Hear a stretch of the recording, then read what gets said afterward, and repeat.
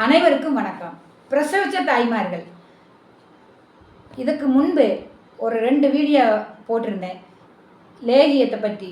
அதாவது உள்ளி லேகியம், மஞ்சளும் கேரட்டும் லேகியத்தை பற்றி போட்டிருந்தேன். அதனோட பயன்கள் என்னென்னு போட்டிருந்தேன். செய்கிற முறைகளை பற்றியும் சொல்லியிருந்தேன் இல்லைங்களா? அதே மாதிரி இப்போது தென்னம்பூ குலை அப்படின்னா தென்னை மரத்தில் பூ வரும் இல்லைங்களா? அதே மாதிரி இப்படி விரியாமல் இருக்கும். இப்படி விரிஞ்சதுன்னா அது முத்தி போயிருங்க சித்தவடத்தில். அதனால் விரியாத பூ 2 எடுத்துட்டு அதை நல்லா பொடி பொடியாக கட் பண்ணி நல்லா மிக்சியில் மையாக அரைச்சி அந்த விழுதை மாற்றி வச்சுக்கணுங்க. அதே மாதிரி 1/2 கிலோ பேரிச்சம்பழம் எடுத்துக்கணும். அதை கொட்டை நீக்கி கழுகி அதையும் விருத்தியாக்கி வச்சுக்கணும். 100 கிராம் முந்திரி பருப்பு, மலையாளத்தில் அண்டி பருப்புன்னு சொல்லுவாங்க. பாதாம் ஒரு 100 கிராம். இதையும் நெய்யில் வறுத்து பொன்னிறமாக சூடு ஆறுறதுக்கு ஒரு தட்டில் கொட்டி வச்சுருங்க. சரிங்களா? அப்போது தேங்காய் ஒரு 3 தேங்காய் எடுத்துக்கணுங்க. தேங்காயை நல்லா மிக்சியில் போட்டு சிரண்டி மிக்சியில் போட்டு அடித்து கட்டிக்கு 1ஆம் பாலை எடுத்து மாற்றி வச்சுக்கணும். அந்த 1ஆம் பால் எடுத்து மாற்றி வச்ச பிறகு பாக்கி இருக்கிற அதே இதை ஒரு வட்டை பாத்திரத்தில் போட்டு தண்ணியை நிறைய ஊற்றி, கொஞ்சம் நிறையானா நம்ப வேண்டாம், ஒரு 2 சொம்பு ஊற்றி நல்லா கையிலேயே நல்லா கசக்கி பிழிஞ்சு அப்படியும் செய்யலாம். இல்லை மிக்சிலேயே போட்டு தண்ணி கொஞ்சம் ஊற்றி மறுக்கா பால் எடுத்த மாதிரியே மிக்சிலையும் போட்டு அடித்து எடுத்துக்கலாம். 2ஆம் பால். சரிங்களா? 2ஆம் பால் கொஞ்சம் நீத்து போன மாதிரி இருக்கும். 1ஆம் பால் நல்லா கட்டியாக இருக்கும். இந்த 2ஆம் பாலை அடிப்பாத்திரம், கனமுள்ள பாத்திரம் எடுத்துட்டு விறகடுப்பில் வைக்கிறது நல்லதுங்க. விறகடுப்பில் வச்சோம்னா தீ மெதுவாக எரிஞ்சுக்கிட்டு இருக்கும், அடி பிடிக்காது. அதனால தான் விறகடுப்பை பற்றி சொல்கிறது. சரிங்களா? அந்த மாதிரி வச்சு இந்த 2ஆம் பாலில் நம்ம அரைச்சி வச்சுருக்கிறோம் இல்லைங்களா? பூக்களையும் பேரிச்சம்பழத்தையும் அரைச்சி வச்ச விழுதை இந்த 2ஆம் பாலுக்குள்ளே ஊற்றி நல்லா இலக்கணுங்க. இலக்கி சர்க்கரை ஒரு 3/4 கிலோ பாகு காய்ச்சி எடுத்து மாற்றி வச்சுருங்க. ஏன்னா கல் மண்ணெல்லாம் இருக்கிறதுனால அதையெல்லாம் அரித்து பாகு காய்ச்சி ஒரு பாத்திரத்தில் மாற்றி வச்சுருங்க. சரிங்களா?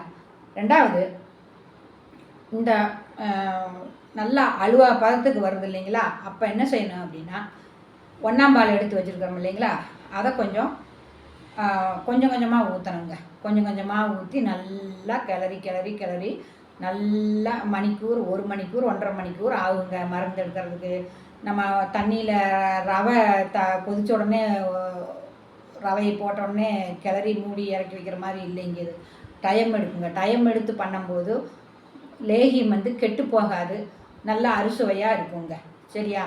அப்படி இருக்கும்போது நல்லா கிளறி விட்டு கொஞ்சம் கொஞ்சம் கெட்டிப்பாலை ஊற்றி 1ஆம் பாலை கிளறி விடணுங்க. கிளறி விட்டு அலுவா பாதத்துக்கு வரும்போது கொஞ்சம் சுக்கு பொடி, கொஞ்சம் ஒரு 50 கிராம் சுக்கு எடுத்துகிட்டு நல்லா பொடிச்சு சலித்து அந்த சுக்கு பொடியை நல்லா போடணும்.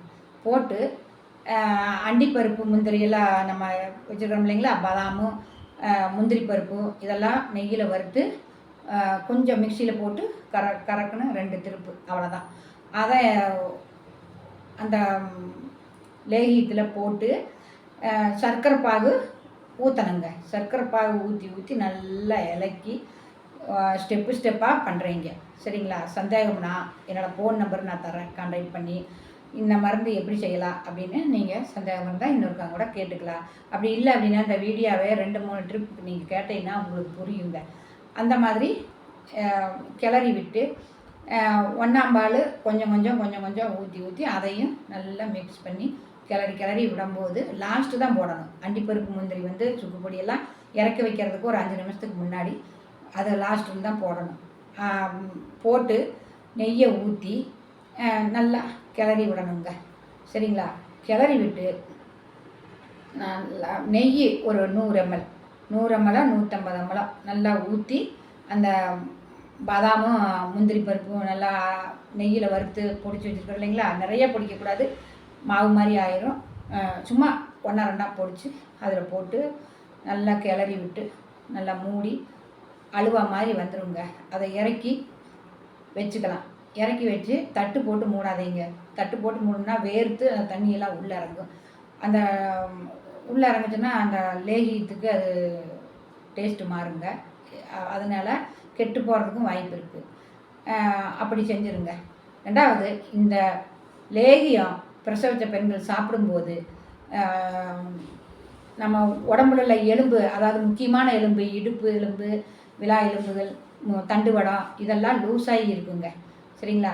அந்த வலி பயங்கரமாக இருக்குது. உட்கார முடியாது, நிமிர முடியாது, பாத்ரூம் போக முடியாது, படுத்தா இங்கிட்டு அங்கிட்டும் புரண்டு புரண்டு படுப்பீங்க.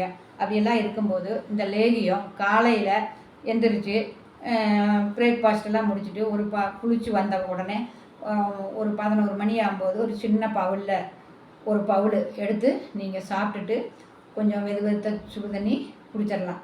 அதே மாதிரி சாயங்காலம் காப்பி டயத்தில் நீங்கள் கட்டங்காப்பி பால் காப்பியோ எதை குடிக்கிறீங்களோ அதுக்கு முன்னாடி ஒரு பவுல் எடுத்துகிட்டு ஸ்பூனில் சாப்பிட்டோம்னா அது நல்லா ஜீரணமாகு. இடுப்பு வலி, கைகால் வலி இருக்காது. நல்லா தாய்ப்பால் சுரக்கும். உடம்பு ஆரோக்கியமாக இருக்கும்.